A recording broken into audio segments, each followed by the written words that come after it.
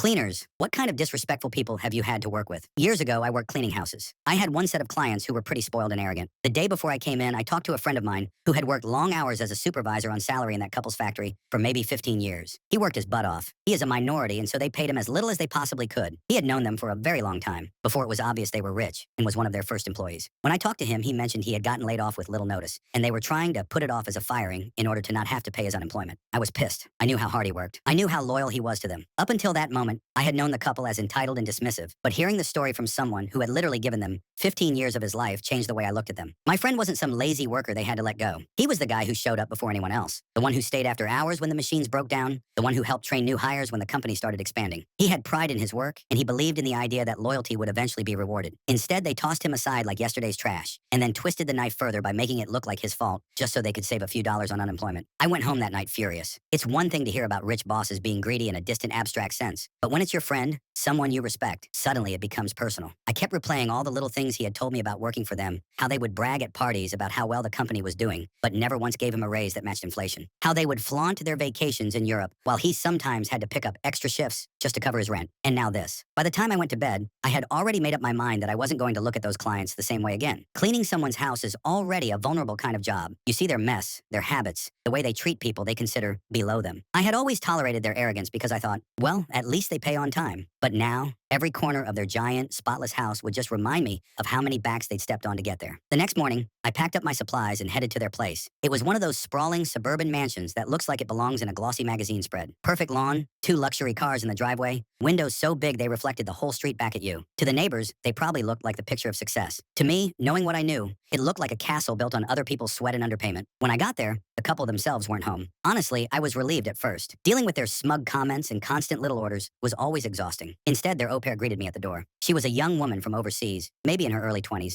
with tired eyes that made her look older than she was. I'd seen her around before, always busy with the kids, running errands, juggling groceries. But that day, she wasn't her usual quiet, efficient self. She was crying. I set my cleaning bag down and asked her what was wrong. She looked embarrassed, like she wasn't supposed to admit she had feelings in that household. Finally, she said, "They don't care about me at all. I do everything I possibly can for them. I love these kids, but they treat me like I'm invisible." Her voice cracked when she told me she had asked for just one day to visit her mother on her birthday, and they refused. Flat out told her no, as if she were some servant from the Middle Ages instead of a young woman working in their home. It hit me then that my friend wasn't the only one. This couple had a pattern. They squeezed people dry, whether it was a factory supervisor or a live-in caretaker. It didn't matter how loyal you were, how hard you worked, or how much of your life you gave them. To them, people weren't human beings. They were just tools. Replaceable, disposable tools. Standing there in that immaculate foyer, hearing her sob while the kids ran noisily upstairs, I felt a surge of solidarity. I told her quietly, "You don't have to take this. You're worth more than this." At first, she shook her head, but then something hardened in her expression. She said she couldn't keep doing it. She quit that very day. And I knew right then it was only a matter of time before I reached my breaking point too. Before that, when the woman got home, she told me not to use one of the bathrooms as the toilet was clogging and overflowing. The plumber would not be able to make it out for another day or two. She said it so matter-of-factly, like she was doing me a favor by warning me. But her tone carried that same smugness she always used, the kind that reminded you she was the one giving orders. And I was just the help.